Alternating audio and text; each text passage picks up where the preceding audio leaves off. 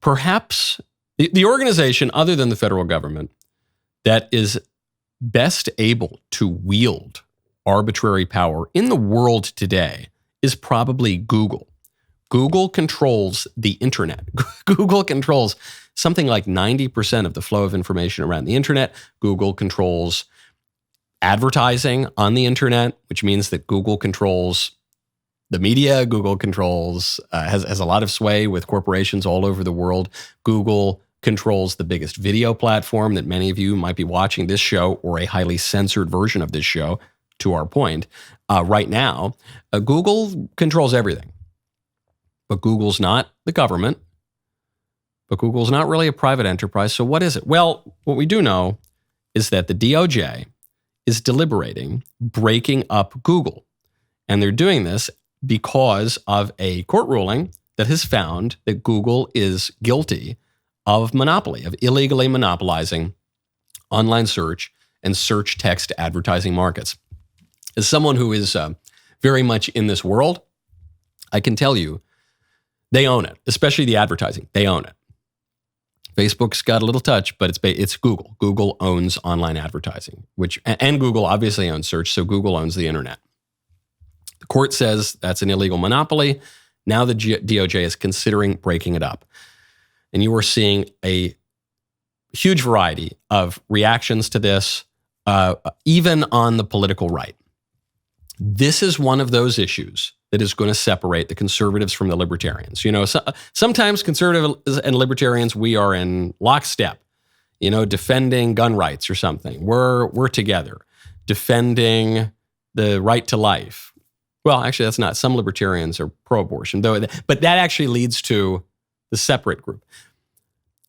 This issue, how you come down on this issue, will separate the conservatives from the libertarians, and further, it will separate the real libertarians from the group that we call the lawlbertarians, or the left-wing libertarians, the kind of the libertarians who end up just flacking for the libs. The real conservatives are going to applaud this possibility.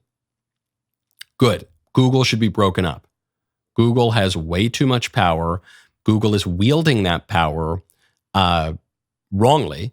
Google is wielding that power unjustly for bad ends, and Google is opposed to the common good in so much of its practice. So got to break that stuff up.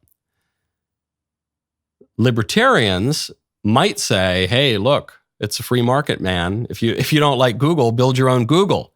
We can never use the government, the evil government, to break up a beautiful, noble corporation, an instantiation of the true exalted principles of the free market. Why, yes, Sundar Pichai and Google, they're basically like a utopia. They're like Galt's Gulch, and all hail the great corporations. That sometimes you hear that from libertarians. And then you get the lawlbertarians, the left libertarians who just shill for the regime, and they'll come up with whatever answer conduces to leftism. But I don't mean to make fun of the libertarian position here too much, because you have to be worried about the government overstepping. I'm all for a robust and effective and efficient government within the proper sphere of the government with protect. You don't want it to be arbitrary and capricious. You don't want it to be totalitarian or something. But the people who are defending Google here, I think they just don't know anything about Google. The people who are defending Google on free market grounds, the people who are preposterously suggesting that if you don't like Google's monopoly, build your own Google, I think they seem to forget that Google was started by the government. When Google began, its founders, Brin and Page, were on a comp sci team at Stanford. This institute, this research team, received a ton of funding from the massive Digital Data Systems program. The MDDS program was managed by the Central Intelligence Agency, it was a CIA program, and the National Security Agency. Google has always had a very, very cozy relationship with the federal government. Lots of military contractors, lots of intelligence contractors in and out of that organization. This is not exactly a mom and pop on Main Street, okay? So unfortunately, what the free market kind of argument, build your own Google argument ends up doing is it protects all the worst parts of this pseudo crony capitalism. No,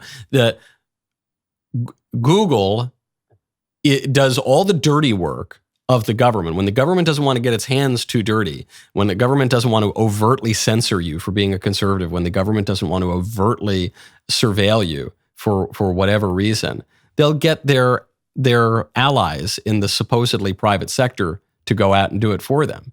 But the government will also massively fund these groups, work with them very closely. There will be people in government who go into Google and then from Google back into government like a revolving door.